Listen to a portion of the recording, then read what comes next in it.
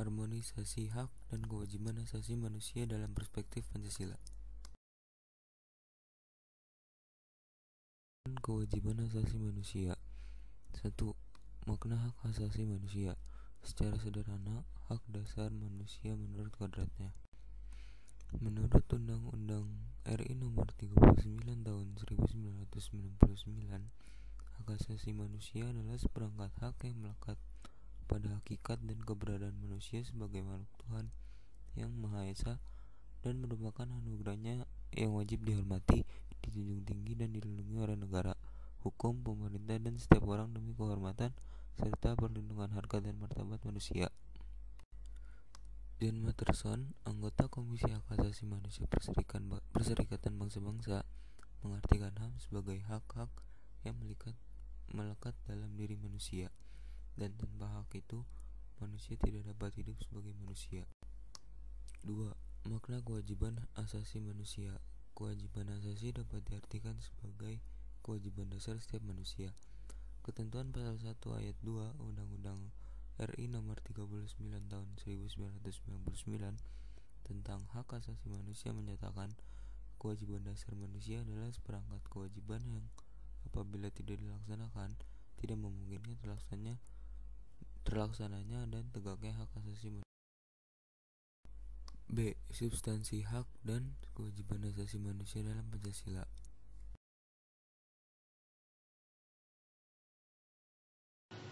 Salah satu karakteristik hak dan kewajiban asasi manusia adalah bersifat universal. Artinya, hak dan kewajiban asasi merupakan sesuatu yang dimiliki dan wajib dilakukan oleh setiap manusia di dunia tanpa membeda-bedakan suku, bangsa, agama, ras maupun golongan. Akan tetapi, karakteristik penegakan hak asasi manusia berbeda-beda antara negara yang satu dengan negara yang lainnya. 1. Hak dan kewajiban asasi manusia dalam nilai dasar Pancasila. Nilai-nilai dasar bersifat universal sehingga di dalamnya terkandung cita-cita, tujuan, serta nilai-nilai yang baik dan benar. 1. Sila ketuhanan yang Maha Esa menjamin hak kemerdekaan untuk memeluk agama. Sila kemanusiaan yang adil dan beradab menempatkan hak setiap warga negara pada kedudukan yang sama dalam hukum serta memiliki kewajiban dan hak-hak yang sama. 3. Sila Persatuan Indonesia mengamanatkan adanya unsur pemersatu di antara warga negara dengan semangat gotong royong, saling membantu, saling menghormati, rela berkorban, dan menempatkan kepentingan bangsa dan negara di atas kepentingan pribadi atau golongan. Sila kerakyatan yang dipimpin oleh hikmat kebijaksanaan dalam permusyawaratan perwakilan, menghargai hak setiap warga negara untuk bermusyawarah, mufakat yang dilakukan tanpa adanya tekanan, paksaan, ataupun intervensi yang membelenggu hak-hak partisipasi masyarakat. Sila keadilan sosial bagi seluruh rakyat Indonesia, mengakui HAM dan mengakui hak milik perorangan dan dilindungi pemanfaatannya oleh negara serta memberi kesempatan sebesar-besarnya pada masyarakat. 2. Hak dan kewajiban asasi manusia dalam nilai instrumental Pancasila. Nilai instrumental merupakan penjabaran dari nilai-nilai dasar Pancasila. Nilai instrumental sifatnya lebih khusus dibandingkan dengan nilai dasar. Hak dan kewajiban asasi manusia juga dijamin dan diatur oleh nilai-nilai instrumental Pancasila. Adapun peraturan perundang-undangan yang menjamin hak asasi manusia diantaranya A. Undang-Undang Dasar Negara Republik Indonesia tahun 1945 terutama pasal 8A sampai 8. B. Ketetapan MPR nomor 17 MPR 1998 tentang hak asasi manusia. Di dalam Kitab MPR tersebut terdapat Piagam HAM Indonesia. C. Ketentuan dalam Undang-Undang Organik. Penyebab pelanggaran HAM. Terdapat dua faktor penyebab pelanggaran HAM. Yang pertama adalah faktor internal dan faktor eksternal. Faktor internal penyebab pelanggaran HAM antara lain: yang pertama adalah sikap egois atau mementingkan diri sendiri. Yang kedua, rendahnya kesadaran terhadap hak asasi manusia.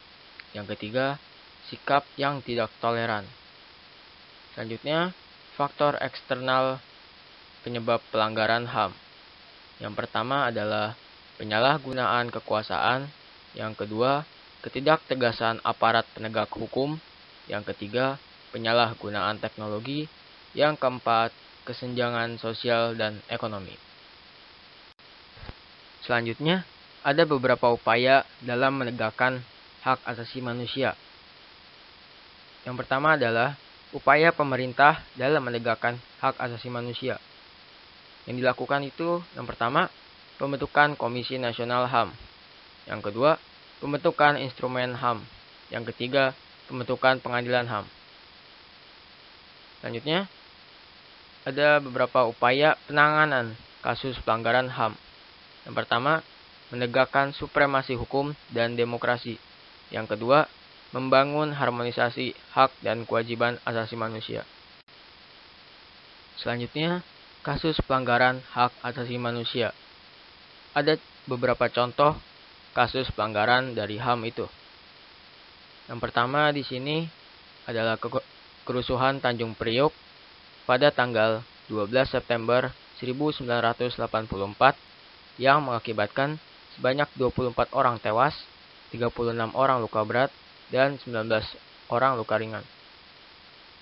Selanjutnya, ada tragedi Semanggi I pada tanggal 13 November tahun 1998 mengakibatkan 6 mahasiswa tewas, dan dilanjutkan dengan tragedi Semanggi kedua yang mengakibatkan seorang mahasiswa tewas. Selanjutnya, kerusuhan pada Mei 1998. Terjadi penembakan terhadap 4 orang mahasiswa dan Mahkamah Militer telah memvonis terdakwa. Selanjutnya, penculikan aktivis.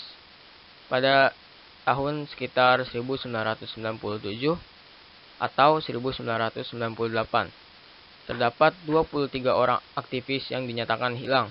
9 orang sudah dibebaskan dan sisanya masih belum ditemukan hingga saat ini. Kami rasa sudah cukup. Terima kasih yang sudah menonton. Wassalamualaikum warahmatullahi wabarakatuh.